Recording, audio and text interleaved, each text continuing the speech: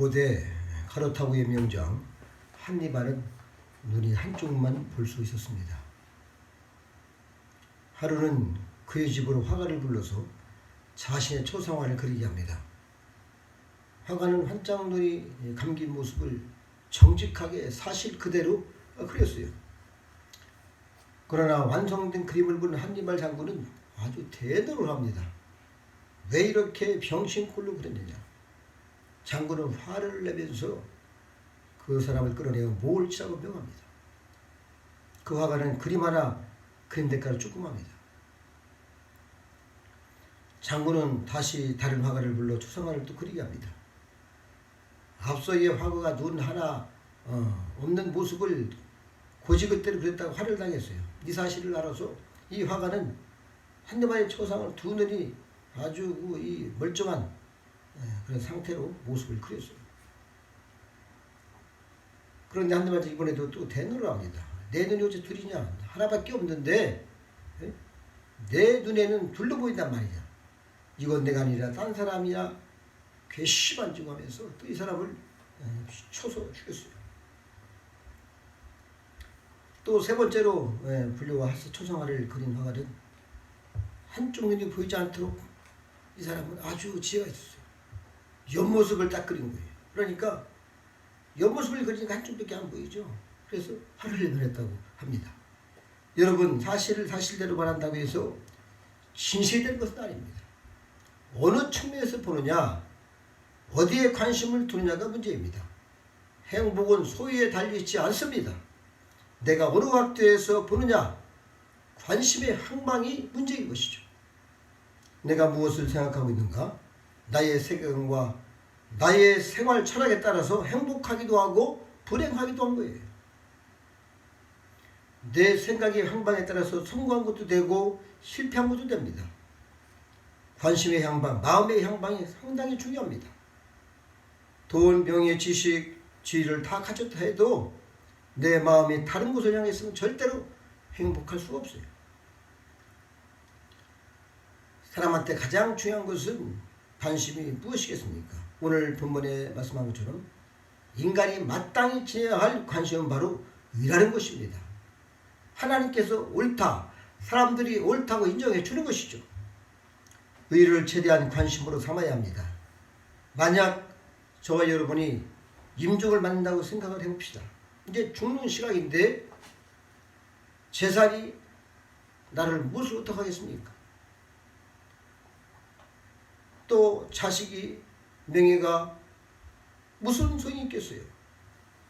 내가 하나님 앞에 어떤 모습을 설 것인가?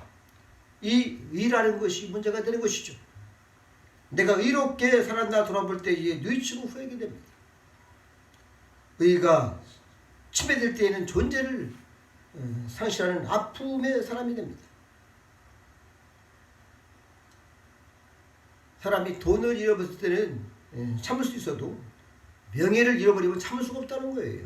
그래서 나이가 먹으면 명예를 귀중히 여기기 때문에 돈 주고도 삽니다.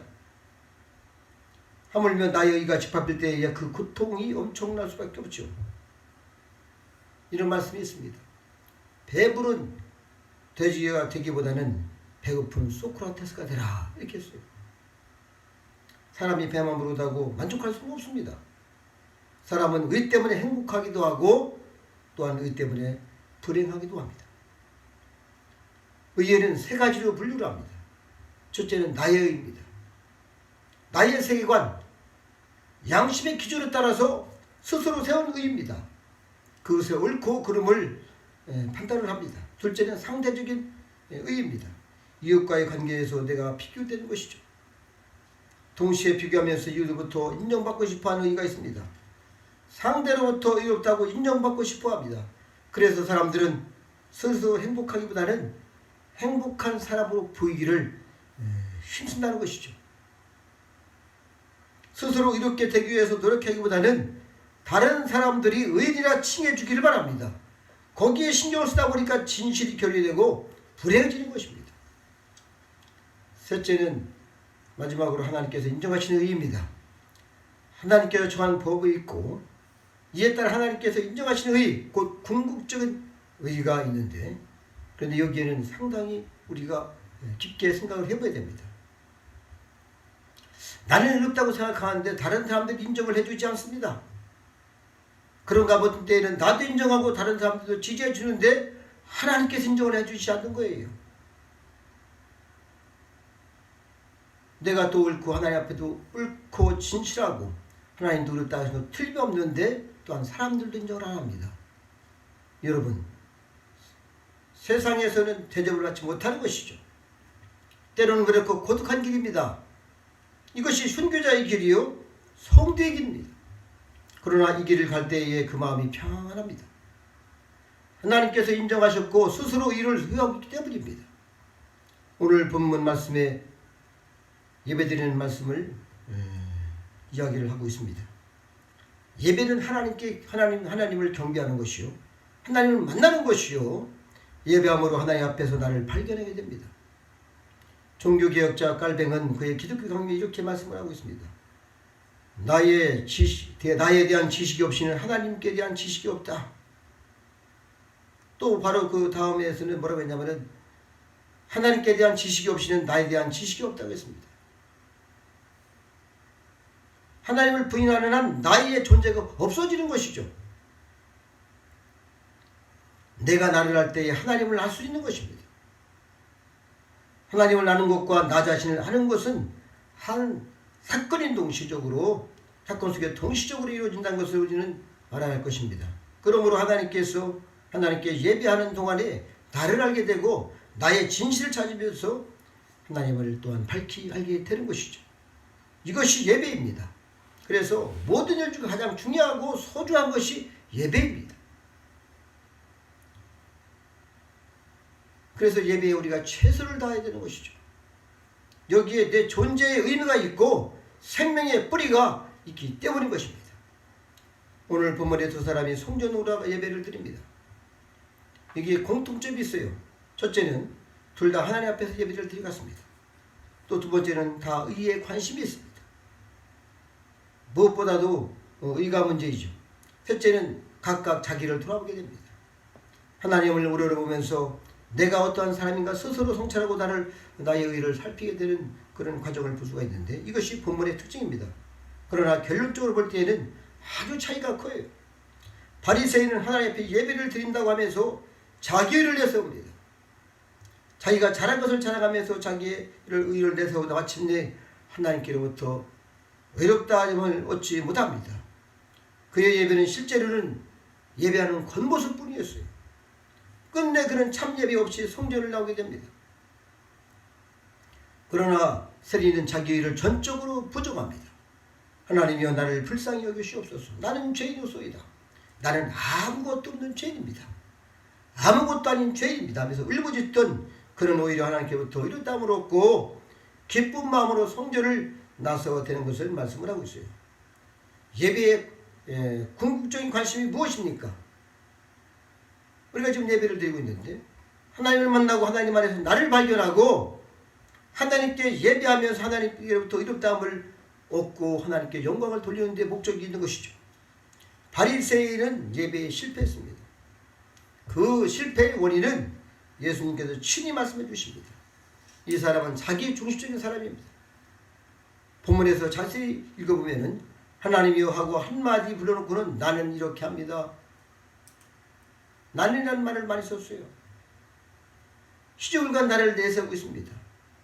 자기 중심적인 사람이 참 불행한 사람인 것이죠. 자기 중심적인 사람은 하나님도 못 보고 이웃도 보지 못하고 자신도 못 봅니다.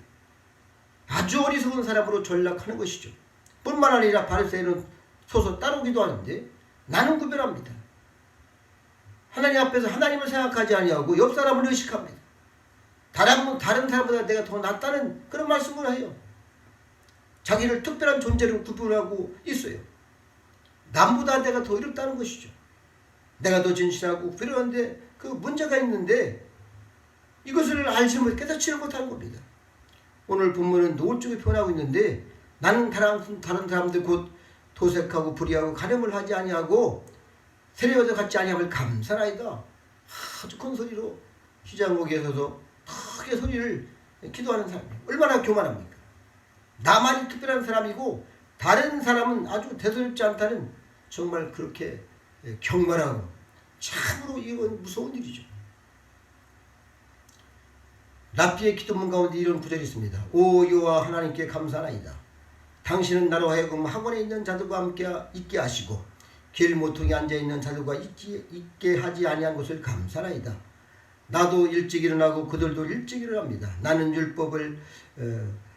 율법에 따라 말씀을 따라 일찍 일어나고 그들은 헛된 일을 위해서 일찍 일어납니다. 나는 노동을 하고 그들 노동을 합니다. 나는 하나님께로부터 보수를 받으라 저들은 보수가 없습니다. 나도 뛰고 그들도 뜁니다. 나는 다가오는 세상에 생명을 향해 달려가지만 그들은 파멸을 향하여 함정을 향하여 달려갑니다. 감사합니다. 이것이 얼마나 그릇된 생각이고 교만한 생각, 이런 기도문이 있어요. 랍비들이. 오늘 본문에서 바리새인 일주일에 2번 금식한다고 자랑합니다. 이틀이 아니고 2끼인데 본래 경건한 사람은, 생활하는 사람들은, 이스라엘 백성들은 일주일에 1번씩을 금식을 하는 풍속을 지켜요. 그런데 나는 2번씩 금식한다고 하니까 아주 자랑을 하는 거예요. 그러니까 나는 그들보다 더 경건하다, 이렇게 지금 막 크게 소리를 하고 있는 것입니다. 형식적이고 외식적인 자랑을 하는 것이죠. 내적으로는 자신이 떠버리는 사람치고 내면으로 성숙한 인간을 볼 수가 없어요. 마음이 교만하게 생기는 일입니다. 자랑에도 여러 가지가 있는데 먼저 지적인 자랑이 있어요. 다른 사람보다 좀 더 안다고 해서 우쭐거립니다. 또한 민족적인 자랑이 있습니다. 특별한 민족이라고, 유대인이라고, 우리 대한민국 사람이라고, 또 재산이 많다, 신분이 높다, 양반이다, 별것 아닌 것을 자랑합니다. 그러나 그 어느 것보다 무서운 것은 영적인 교만입니다. 다른 사람보다 기도를 많이 했다고 자랑합니다. 참으로 무서운 교만이에요. 어떤 사람은 아예 명함에다 이렇게, 제가 옛날에 저 명함을 받았었어요. 금식기, 그 40일 금식기도 7번 써있더라고요. 심각한 문제죠, 이게. 예수님 말씀대로 생각을 해보면은 기도를 많이 했다고 다 이루어지는 것도 아니고 하나님께서 반드시 그 기도를 들어주셔야 됩니다. 또한 내가 선한 일을 많이 했다고 해서 그 선행이 하나님이 다 받으신 것도 아니에요. 내가 사람 앞에 어떤 모습으로 보이든 무슨 상관이 있습니까? 하나님께서 의롭다 하시기 전에는 아무런 의미도 없는 것이죠. 금식할 때 머리에 기름 바르고 얼굴을 씻고 옳은 소리 하는 것을 맨소리 모르게 하라고 분명히 성경에는 마태복음에 기록을 하고 있습니다. 예수님께서는 구체적으로 지적하여 말씀하셨는데 은밀한 곳에서 보시는 하나님께서 받아주시는 선행과 그런 기도에 헌신이 되어야 할 것입니다. 그래서 하나님께서 인정하시지 않으면 아무런 소용이 없는 것이죠. 중요한 것은 마음 깊은 곳에 자리 잡은 우리의 의로움입니다. 그것은 아무도 모르는 것이요 오직 하나님과 나만의 비밀스러운 일이 되어야 할 것이죠. 그러므로 스스로 자랑하던 바리새인은 의롭다함을 얻지 못했습니다. 이 사람의 마음속에는 자기를 내세워서 하나님께로부터 혹은 사람들이 인정받으려고 하는 그런 보상 심리를 갖고 있어야죠. 외적인 장식이 너무 일어나면 말이죠. 그 내용이 충실하지 못합니다. 외적인 모양을 많이 꾸몄다는 것은 속이 썩었다는 것이요. 말이 많다는 것은 속이 비었다는 것이 깡통이죠. 옛날에 이런 말씀이 있습니다. 빈 달구지. 여러분 달구지 압니까? 예전에는 소를 해서 달구지를 끌고 가요. 그럼 빈 달구지가 소리가 많이 나요. 왜냐하면 지금처럼 포장도 안 돼 있고 털털거리죠. 그러니까 막 소리가 일어납니다. 달구지에 짐을 가득 실으면 소리가 나지 않아요. 무겁기 때문에. 그런데 빈 달구지는 소리가 일어납니다. 겉으로 꾸민 것이 많고 외식적이고 형식적일 때에는 속이 텅 비었다는 뜻입니다. 바리새인은 의식, 형식, 외식만을 중시하고 내용은 없어요. 반면에 세리는 말이 적었습니다. 오로지 나는 죄인입니다. 오로지 나는 죄인입니다. 그는 분명히 하나님 앞에 섰습니다. 옆에 누가 있는지 신경을 쓰지 않아요. 바리새인이 경멸주로 나는 저 세리 죄인과 같지 아니함을 감사합니다. 막 기도를 옆에 저기서 하고 있는 거예요. 물론 그 기도 소리가 들렸겠죠. 그럼에도 불구하고 나는 죄인이소이다 기도한다면은 얼마나 이 세리가 마음이 깊은 겁니까? 세리는 이 말을 들으면서도 전혀 개의치 않아요. 그러면서 예, 저는 죄인입니다. 통탄함의 기도를 하는 거예요. 누구에 대한 원망도 없습니다. 세상이 지금 힘들고 고통스럽고 코로나가 있다고 모든 것이 있다고 그것을 말씀하지 않았어요. 세상 경제 때문에, 정치 때문에, 사회 때문에 핑계도 될 수 있습니다. 그러나 세리는 내가 죄를 지었습니다. 나의 잘못입니다. 내가 죄였소이다. 이것이 회개입니다. 회개합니다 하고서 그냥 입만 떠벌떠벌 벌린다고 해서 회개가 아닌 것이죠. 고통스럽고 후회친다고 회개가 아닙니다. 후회한다고 해도 그것도 회개가 아니에요. 오직 내가 죄를 지었습니다. 이것은 나의 잘못입니다. 진정으로 마음속에 중심으로 우리가 철저히 뉘우치고 깨닫고 입으로 토설해야지 이것이 진정한 회개가 되는 것이죠. 세리는 하나님과 절대적인 관계를 이룹니다. 다른 사람과 비교하거나 사랑하지 않습니다. 하나님이여 불쌍히 여겨주시옵소서. 우리도 그렇게 정말 세리처럼 마음을 지키기를 바랍니다. 불쌍히 여기다 헬라말로 힐라스테타라는 그런 이 단어인데 이것은 어떤 뜻이냐면은 용서를 빈다. 또 복을 달라는 뜻도 있고 의를 달라는 뜻도 있습니다. 하나님께 내세울 것도 없고 변명할 것도 없어요. 하나님의 마음에 괜히 괴로움만 들였으니 하나님께 용서를 구하는 것이죠. 저에게는 더 기대할 것도 없고 틀린 말씀도 없습니다. 저도 마찬가지예요. 제가 주님 앞에 무엇을 어떻게 하겠습니까? 오직 불쌍히 여겨주시옵소서 긍휼을 베풀어달라고 기도할 뿐인 것입니다. 지난날에는 잘못하였지만 앞으로는 잘할 것이니까 하나님 한 번만 용서해, 한 번만 눈 딱 감아주고 그냥 넘어가세요. 이렇게 하면 안 되는 것이죠. 그저 불쌍히 여기고 처분대로 다 맡기고 긍휼을 바라는 그런 기도가 진실한 기도입니다. 폴란드의 천문학자이며 수학자요 저술가인 코파르니쿠스는 지동설을 주장한 사람 우리가 널리 알려져 있죠. 우리가 알고 있죠. 천동설 있을 때에 지동설을 주장하다가 이 사람은 목을 정말 참수를 당했는데 교황청에서 심한 책무응착을 받고 어려움을 겪었습니다. 그럼에도 불구하고 그는 하나님 앞에서 자기 양심에 충실하게 지동설을 아주 주장을 했어요. 그때 그 사람이 임종을 맡게 되었을 때 빈문에 대해서 물어봤습니다. 뭐라고 쓰겠습니까? 했더니 뭐라고 했냐면은 저는 주님께 베드로에게 보여준 그 친절을 구하지도 않겠습니다.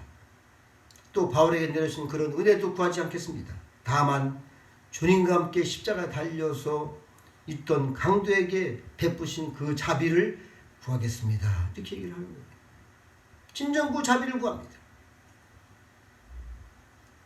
나에게 은혜를 많이 달라고 나를 좀 인정해 달라고 그렇게 안 했어요. 예수님의 십자가 옆에 죽어갔던 강도에게 베푸셨던 그 긍휼을 베풀어 달라고 그렇게 소원을 냈습니다. 우리는 어떤 기도를 하고 있습니까? 어떻게 보면 많이 많아요. 우리가.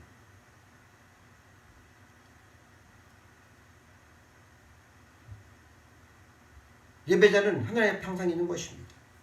하나님 앞에서 하나님과 나를 생각합니다. 주여 나를 불쌍히 여기시옵소서 한마디만 촉한 것이죠.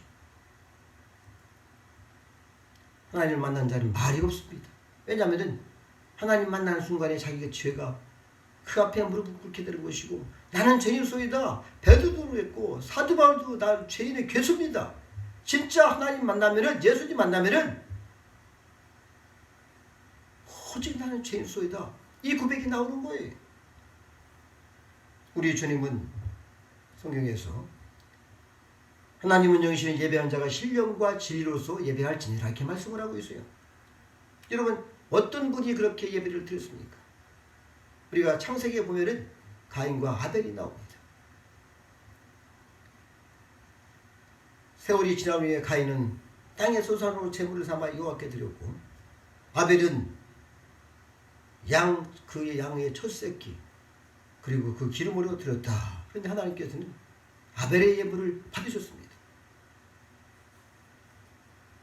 히브리서 11장에 보니까 믿음으로 아벨은 가인보다 더 나은 제사를 하나님께 드림으로 의로운 자라 이겼다고 했습니다. 의롭다고 해서 주님께서 인정했다는 것입니다. 여러분 이것이 무엇입니까? 가인은 농산물로 드렸죠. 여기 아주 키포인트가 저는 있어요. 아벨은 양으로 드렸습니다. 희생 제물을 드린 것입니다. 피를 제단에 뿌리고 태워서 속죄제를 드린 거예요. 번제를 드린 것이죠. 여러분 하나님이 어떤 제물을 받으십니까? 믿음으로 해놓은 죽음을 보지 않고 하나님께 올리고 왔는데 저는 하나님을 기쁘시게 한 증거를 받았다고 했어요. 여러분 노아나 에녹이나 아브라함이나 이런 분들은 늘상 희생 제물을 드렸습니다. 거기에는 엄청난 자기의 그런 잘못을 다 주 앞에 뉘우치고 피를 뿌려서 속죄 제사를 드린 거예요. 우리는 어떠한 예배를 드리고 어떠한 기도를 하고 싶습니까? 날마다 주님 앞에 걸어가시는 보혈을 의지하고